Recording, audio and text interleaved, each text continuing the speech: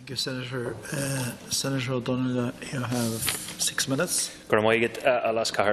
Minister, thank you. Minister, yesterday, the 22nd of May, marked, strikingly enough, the anniversary of Caroline Kelly. Caroline was shot and killed by a rubber bullet in Twinbrook on her way home from getting a carton of milk for her mother in 1981.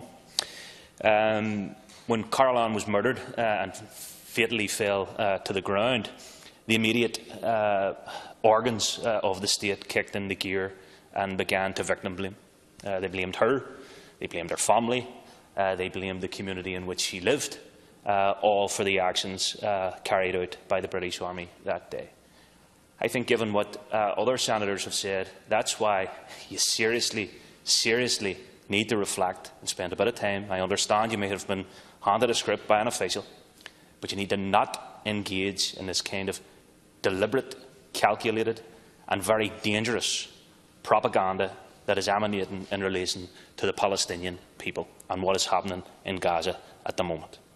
Because it's very clear to me, it's very clear with anyone who wants to see, that what is being implemented and playing out in Gaza is slaughter. It's a massacre of innocent protesters. It's familiar to us, although I don't think, even given the gravity of all that Ireland suffered as a result of colonialism, we have seen anything come close to the type of awful horror inflicted on the Palestinian people, not least in Gaza. So you might reflect on that, Minister, and you might do what Senator Gavin encouraged you to do and withdraw those, I actually think, offensive, if not very ill-considered remarks on your part. Because it's a mantra.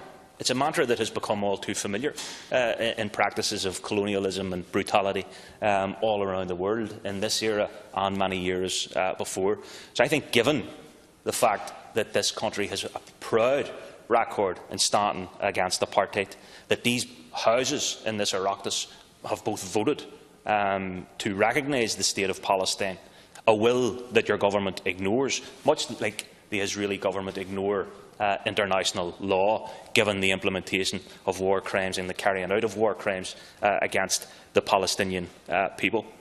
And a lot like Senator Norris said earlier on, I'm here a relatively short time, and already I'm very tired of having to come in and repeat the exact same things in relation to Gaza and in relation to Palestine and the suffering that those people have to endure. Because to me, I understand that there are geopolitical sensitivities here. I understand the government has to engage in a degree of diplomacy. But I don't believe you're dealing with an ordinary state here. You're certainly not dealing with an ordinary conflict between two ordinary states. You're seeing the people in Gaza being massacred. As people rightly said, this is an open-air prison. And I'm not going to rehearse all of the horror that we have articulated here many, many times before.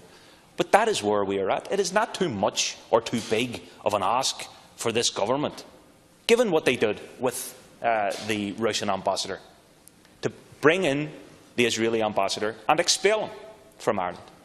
His state are in breach of international law. They are committing war crimes. With the greatest respect to the state, and I have no doubt that the Minister and his officials have exhausted whatever diplomatic avenues are open to them, modest as they are.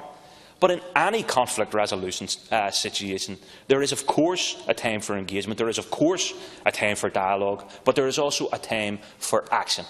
There is a time for standing for what is right and what is just. And there is a time for standing against things like apartheid. For God's sake, if we can't stand against apartheid and show Ireland standing against apartheid on the international stage, do you see all the lovely things we heard earlier on about what we invest in that part of the world, about the Irish bar and about going for pints and meeting a lovely Irish diaspora? They want to be ashamed of themselves, to be quite honest. They want to be ashamed of themselves if they are, as Irish people, standing and in the full knowledge, participating in a system and in an economy like Israel's, that is an apartheid regime. So what can we do? We can and we should and we must expel the Israeli ambassador.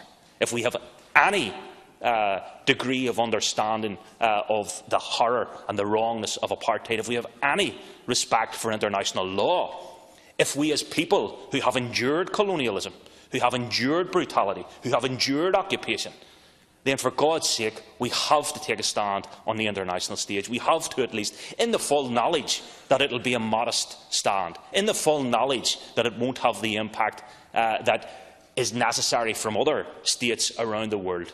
But when has that ever stopped us before? As has rightly been said, we took a good stand, a proud stand, a valiant stand against apartheid in South Africa. What is the difference here? Why won't the Irish government stand in support of the Palestinian people? I suspect, somewhat cynically, we all know the reason. I believe we are being hampered by the EU structures. I believe we are being shackled by the EU structures in this regard from doing the right thing and supporting not just the expulsion of the Israeli ambassador, but supporting Senator Black's bill. To boycott, in that most proudest Irish tradition, we started it. To boycott Israeli goods from illegal settlements, to stand with the Palestinian people, to send a clear message to them that they have our solidarity and support, that none of this will prohibit us down the line from supporting and engaging in diplomatic and conflict resolution initiatives down the line. But the time has long since passed, Las Caherlach, for us to take action, Minister, and I hope, as I said at the beginning here, you'll reflect on your own contribution.